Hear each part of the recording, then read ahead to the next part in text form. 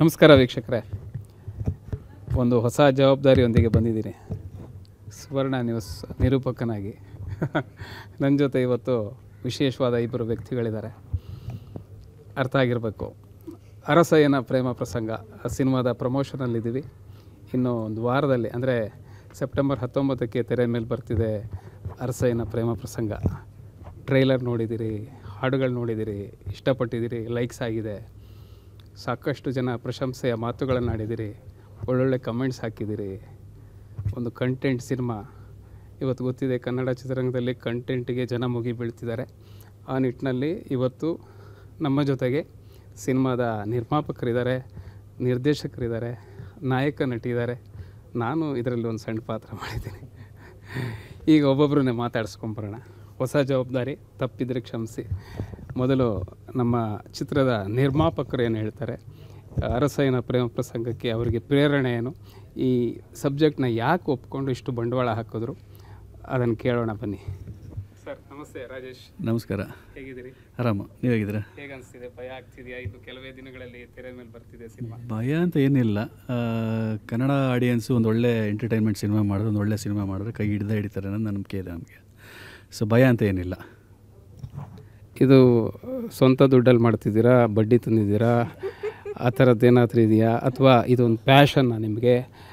ಚಿತ್ರರಂಗದ ಒಲವ? ನೀವು ಮೂಲತಃ ರಂಗಭೂಮಿ ಹಿನ್ನೆಲೆ ಇರುವಂತಹ ನಟರು ಕೂಡ. ಆ ಒಂದು ಇಷ್ಟಪಟ್ಟು ಕಷ್ಟಪಟ್ಟು ಮಾಡಿರೋ ಸಿನಿಮಾನ ಹೇಗೆ ಇದು? ಆ್ಯಕ್ಚುಲಾಗಿ ಹೇಳಬೇಕಂದ್ರೆ ನಿರ್ಮಾಪಕ ನಾನಲ್ಲ, ನಾನು ನಮ್ಮ ವೈಫ್ ಇದಕ್ಕೆ ನಿರ್ಮಾಣ ಮಾಡ್ತಿರೋದು. ನಾನು ಜಸ್ಟ್ ಅವಳಿಗೆ ಸಪೋರ್ಟ್ ಮಾಡ್ತಾಯಿದ್ದೀನಿ. ಈ ಸಿನಿಮಾ ಒಪ್ಕೊಬೇಕು ಅಂದರೆ ಅವಳು ಮುಖ್ಯ ಕಾರಣ. ಸೊ ಅವಳು ಸ್ಕ್ರಿಪ್ಟ್ನ ನೋಡೋದು ಅವಳಿಗೆ ತುಂಬ ಇಷ್ಟ ಆಯಿತು. ಅವಳು ತುಂಬ ಸಿನಿಮಾ ಪ್ರೇಮಿ. ಸೊ ಅವಳು ಈ ಸಿನಿಮಾ ಮಾಡ್ಬೋದು ರೀ, ಸೊ ನನಗೊಂದು ಸಪೋರ್ಟ್ ಮಾಡಿ ಅಂತ ಹೇಳೋದು. ಸೊ ಅವಳು ಸಪೋರ್ಟ್ಗೆ ಅಂತ ನಾನು ನಿಂತಿದ್ದೀನಿ ಅಷ್ಟೇ. Very good. ತುಂಬ ಖುಷಿ ಆಗುತ್ತೆ. ಅಂದರೆ ಮನೇಲಿರುವ ಧರ್ಮಪತ್ನಿ ಒಂದು ಕಥೆನ ಇಷ್ಟಪಟ್ಟಿದ್ದಾರೆ, ಅವರು ಇಷ್ಟಪಟ್ಟ ಮೇಲೆ ನಂದೇನಿದೆ ಅಂತ ಸರೆಂಡರ್ ಆಗಿದ್ದೀರಿ ಅವ್ರಿಗೆ ನೀವು. ಸೊ ಆ ನಿಟ್ಟಿನಲ್ಲಿ ಈ ಕಥೆನ ದೀಪು ಅವ್ರು ತಂದಾಗ, ನಿರ್ದೇಶಕರು, ನಿಮಗೆ ದೀಪು ಅವ್ರ ಮೇಲೆ ಎಷ್ಟು ಭರವಸೆ ಇತ್ತು? ಅದು ಹೇಗೆ ಒಪ್ಕೊಂಡ್ಬಿಟ್ರಿ ಅಷ್ಟು ಸಡನ್ನಾಗಿ? ಇದು ಅವ್ರದ್ದು ಮೊದಲನೇ ಪ್ರಯತ್ನ, ನಿರ್ದೇಶಕ ದೀಪು ಅವ್ರದ್ದು. ಹೇಗೆ ಒಪ್ಕೊಂಡ್ರಿ ಅಂತ?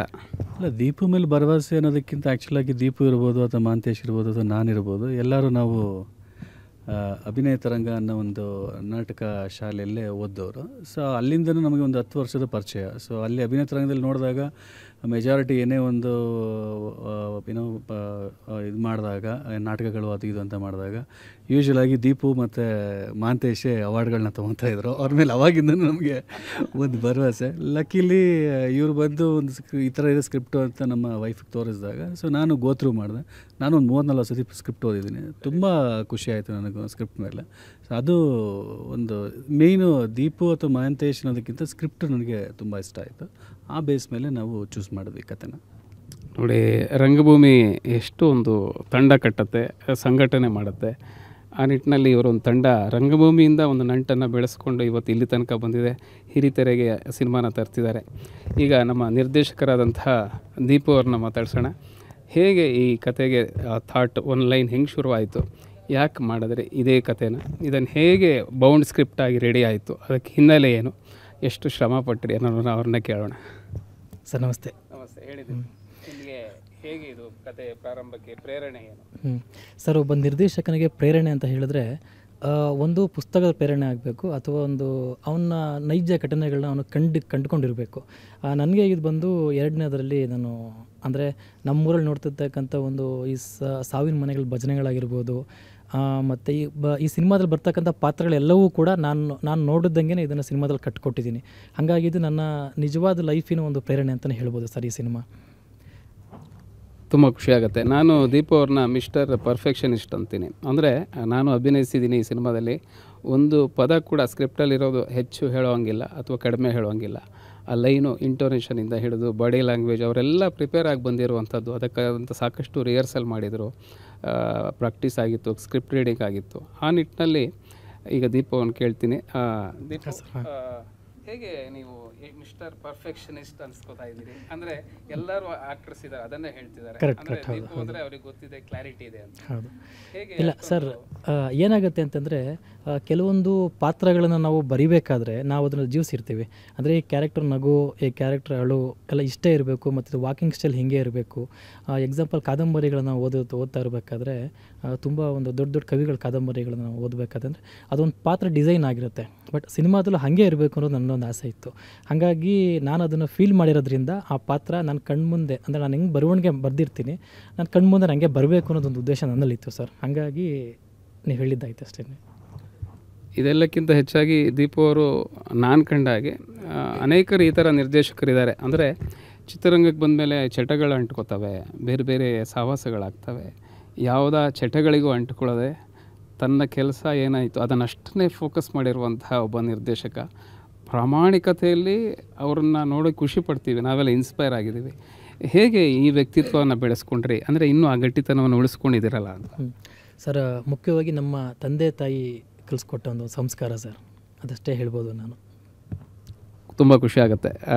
ಹೀರೋಯಿನು ಗ್ಲ್ಯಾಮರಸ್ ಆಗಿ ಕಾಣಿಸ್ತಾ ಇದ್ದಾರೆ, ಮೇಕಪ್ ಮಾಡ್ಕೊಂಡಿದ್ದಾರೆ ಅನಿಸುತ್ತೆ, ಅಥವಾ ಹಾಗೆ ಅವ್ರು ಇರೋದೇ ಹಾಗೆ, ಮೇಕಪ್ ಆಗಿಲ್ಲ.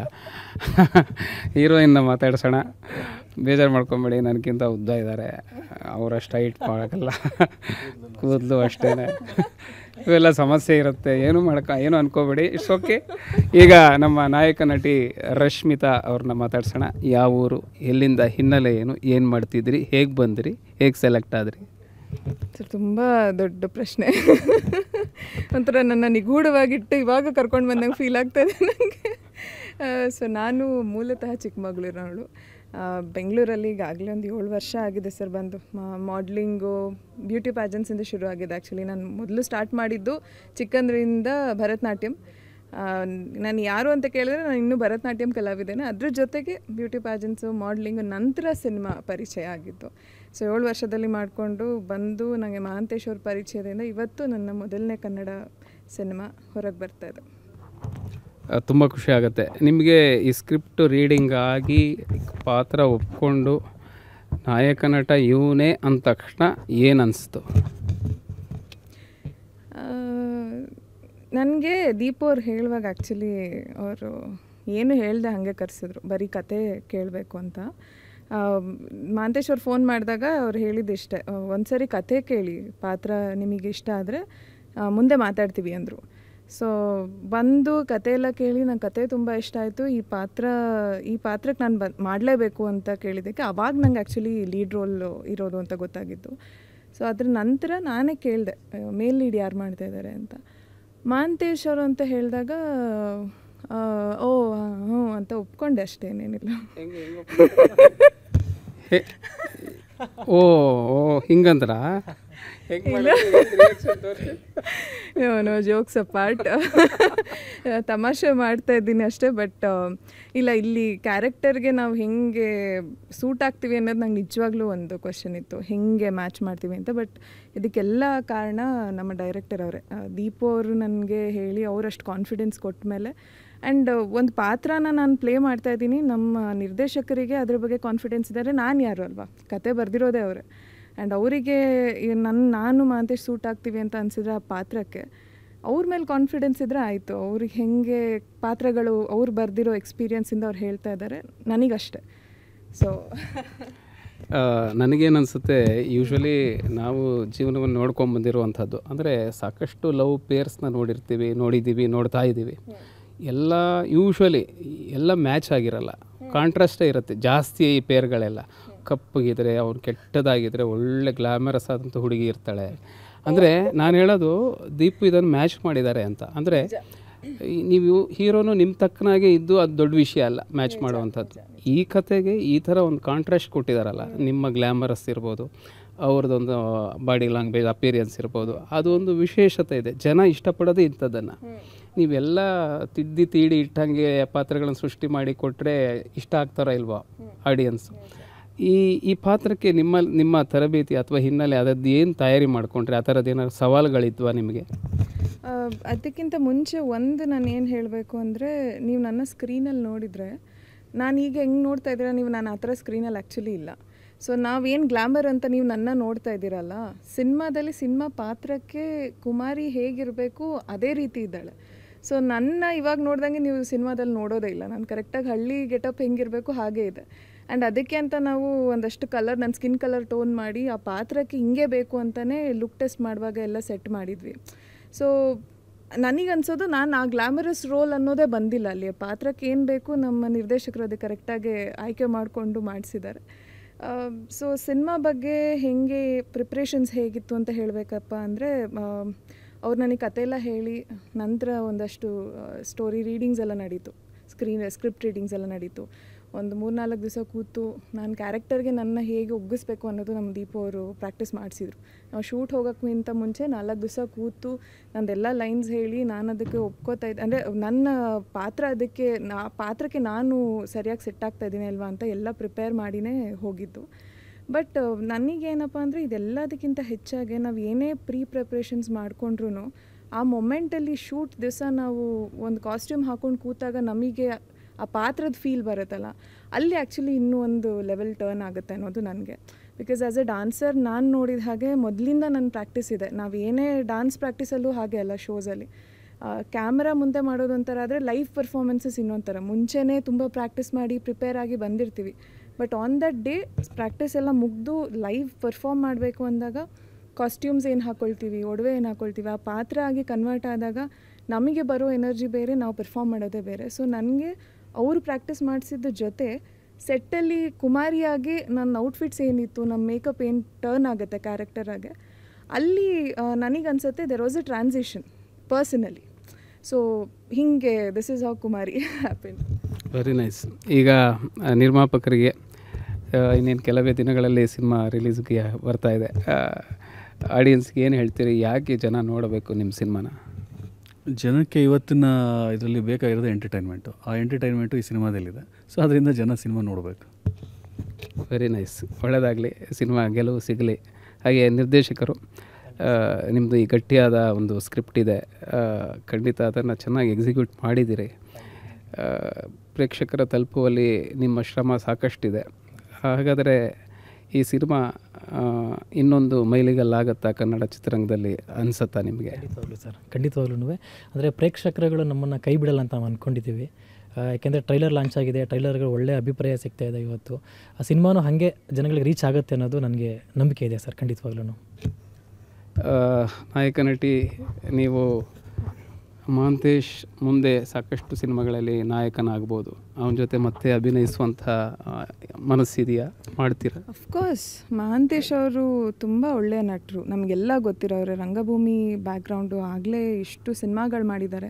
ನನಗೆ ಸೀನಿಯರ್ ಅವರು ಆ್ಯಕ್ಚುಲಿ ಹೇಳಬೇಕಂದ್ರೆ. ನಾನಿವಾಗ ಹೊಸದಾಗಿ ಬರ್ತಾಯಿದ್ದೀನಿ. ನಮ್ಮ ಸಿನಿಮಾದಲ್ಲಿರೋರು ನೀವಾದರೂ ರಘು ಸರ್, ಎಲ್ಲರೂ ಯಾರು ಸಿನಿಮಾದಲ್ಲಿದ್ದಾರೆ ನೀವೆಲ್ಲ ನನ್ನ ಸೀನಿಯರ್ಸು. ಸೊ ಒಂದೊಳ್ಳೆ ಕತೆ ಇದ್ದು ಹೀಗೆ ನಾವು ಹೆಂಗೆ ದೀಪವ್ರು ನಮ್ಮನ್ನ ಕತೆಗೆ ಅಡ್ಜಸ್ಟ್ ಮಾಡಿದ್ದಾರೆ, ಈ ರೀತಿ ಒಂದು ಒಳ್ಳೆ ಪಾತ್ರ ಇದ್ದು ನನಗೆ ಮಹಾಂತೇಶ್ ಜೊತೆ ಮಾಡೋಕ್ಕಾದ್ರೆ ಡೆಫಿನೆಟ್ಲಿ ನನಗೆ ಪ್ರತಿಯೊಂದು ನಾನು ಎಲ್ಲಿ ಸಿನಿಮಾ ಮಾಡ್ಕೊಂಡು ಹೋಗ್ತೀನಿ ಅದೆಲ್ಲ ನನಗೆ ಒಂದು ಮೈಲ್ ಸ್ಟೋನ್ ಅಲ್ವಾ, ನಾನು ಕಲಿತೀನಿ ಎಲ್ಲರಿಂದ.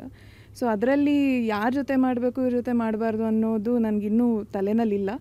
ನಾನು ಯಾರಿಂದ ಕಲಿಬೋದು ಎಲ್ಲರ ಹತ್ರ ಕಲ್ತ್ಕೊಂಡು ಹೋಗ್ತೀನಿ ಡೆಫಿನೆಟ್ಲಿ. ತುಂಬ ಖುಷಿಯಾಗತ್ತೆ ಇವ್ರ ಜೊತೆ ಎಲ್ಲ. ಅದು ನನಗೆ ಈ ಮೈಕ್ ಹಿಡ್ಕೊಂಡು ಇದೊಂದು ಹೊಸ ಜವಾಬ್ದಾರಿ ಕೊಟ್ಟಂತಹ ವಿಜಯ್ ಅವರಿಗೆ ನಾನು ತುಂಬ ಥ್ಯಾಂಕ್ಸ್ ಹೇಳ್ತೀನಿ. ಅಂದರೆ ನಾನು ಕೂಡ ಈ ಸಿನಿಮಾದಲ್ಲಿ ಒಂದು ಸುಭಾಷ್ ಶಾಸ್ತ್ರಿ ಅಂತ, ಅಂದರೆ ಒಂದು ಎಜುಕೇಟೆಡ್ ಸುಭಾಷ್ ಶಾಸ್ತ್ರಿ, ಗ್ರಾಮೀಣ ಭಾಗದ ಆ ಊರಿನಲ್ಲಿರುವಂತಹ ಒಂದು ಹಿರಿಯ, ಇವ್ರನ್ನ ಏನದು ಅರಸಯ್ಯನ ಪ್ರೇಮ ಪ್ರಕರಣದಲ್ಲಿ ಪ್ರಸಂಗದಲ್ಲಿ ನನ್ನ ಪಾಲು ದೊಡ್ಡದಾಗಿದೆ. ಮುಂದೆ ನೋಡ್ತೀರಿ ನೀವು ನಾನು ಏನೇನು ಮಾಡಿದ್ದೀನಿ ಅಂತ. ನನಗಂತೂ ಪರ್ಸನಲಿ ಐ ಫೀಲ್ ಗ್ರೇಟ್ಫುಲ್. ಅಂದರೆ ಈ ಥರದ ಸಿನಿಮಾಗಳು ಕಣ್ಣುಗೊತ್ಕೊಂಡು ಮಾಡುವಂಥದ್ದು ನಾನು ಮಾಡಿದ್ದೀನಿ ಸಾಕಷ್ಟು. ನನಗೆ ಆ ಫಾರ್ಮಲ್ ಡ್ರೆಸ್ಸಿಂದ ಹೊರಗೆ ಬರೋಕ್ಕೆ ಕಾಯ್ತಾ ಇದ್ದೆ. ಪ್ಯಾಂಟು ಶರ್ಟು ಸೂಟ್ ಹಾಕ್ಕೊಂಡೇ ನೋಡಿದ್ದೀರಿ. ಇಲ್ಲೊಂದು ಪಂಚೆ ಹೊಟ್ಟಿದ್ದೀನಿ, ಒಂದು ನಿಲುವಂಗಿ ಹಾಕ್ಕೊಂಡಿದ್ದೀನಿ, ಎಲೆಡ್ಕೆ ಹಾಕ್ತೀನಿ, ನಶ್ಯ ಹಾಕ್ತೀನಿ, ಆ ನಶ್ಯ ಹಾಕೋದು ಹೇಳ್ಕೊಟ್ಟಿದ್ದಾರೆ. ಹೀಗೆ ಈ ಸಿನಿಮಾ ಸಾಕಷ್ಟು ಕೊಟ್ಟಿದೆ ನನಗೆ. ಅದಕ್ಕೆ ಪ್ರೊಡ್ಯೂಸರ್ ರಾಜೇಶ್ ಅವ್ರಿಗೆ ಹಾಗೆ ದೀಪು ಅವ್ರಿಗೆ ನಾನು ಸದಾ ಚಿರಋಣಿ. ಈ ಸಿನಿಮಾ ಸದ್ಯದಲ್ಲೇ ಅಂದರೆ ಮುಂದಿನ 19ನೇ ತಾರೀಕು ತೆರೆ ಮೇಲೆ ಬರ್ತಿದೆ. ಟ್ರೈಲರ್ಗೆಲ್ಲ ಸಾಕಷ್ಟು ಪ್ರಶಂಸೆ ಕೊಟ್ಟಿದ್ದೀರಿ, ಮೆಚ್ಚುಗೆ ಕೊಟ್ಟಿದ್ದೀರಿ.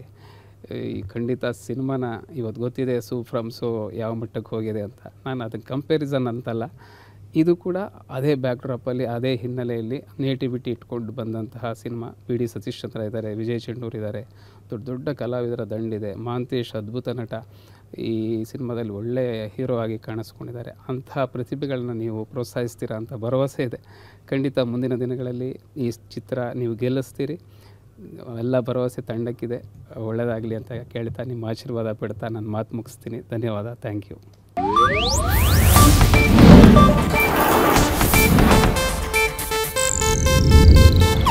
ಇದು ಏಷ್ಯಾನೆಟ್ ನ್ಯೂಸ್ ನೆಟ್ವರ್ಕ್ ಪ್ರಸ್ತುತಿ.